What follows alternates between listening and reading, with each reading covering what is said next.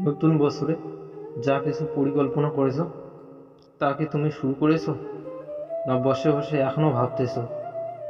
নতুন বছরের শুরুতে তো বলেছিলে 2025-এ যা করতে পারিনি তা 2026-এ পূরণ করব।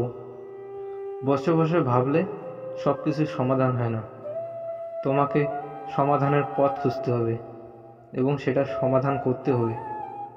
বাস্তবতা এমন একটা বিদ্যালয় যেখানে মানুষ শিক্ষক ছাড়াই জীবনের শ্রেষ্ঠ শিক্ষা অর্জন করে। শৈশবে যখন স্কুলে গিয়েছিলে তখন কেউ কেউ স্কুলে যেত না। সেই সময়টা তাদের আনন্দ এবং খেলাধুলা ভালো লাগতো। এখন অনেকটা বড় হয়ে ভাবি যে যদি শৈশবে ফিরে যেতে পারতাম, তখন পড়াশোনা ভালো বললে এই পরিস্থিতি হয়তো আজকে দেখতে হতো না। যদি তুমি তখন সেই জায়গাটার গুরুত্ব দিতে, তাহলে তুমিও আজ ভালো জায়গায় পৌঁছতে পারতে। বর্তমানে যা করতেছো, কেউ স্কুল বা অন্য কিছু যা করতেছো, মনোযোগ দিয়ে করো, ভালো করে কাজ করো, তুমিও একদিন সফল হবে।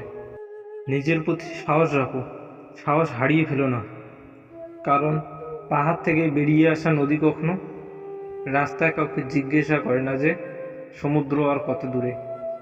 সব ভালো একটু দেরি করেই আসে। তাই ভালো দেখা পেতে হলে খারাপ সময়টা একটু ধৈর্য ধরে কাটিয়ে নিতে হবে।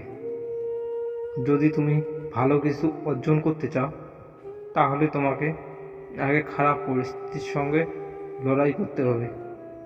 জীবনের আসল শিক্ষা হলো কোথায় থামতে হবে সেটা জানা, আর কোথা থেকে নিজেকে সরিয়ে নিতে হবে।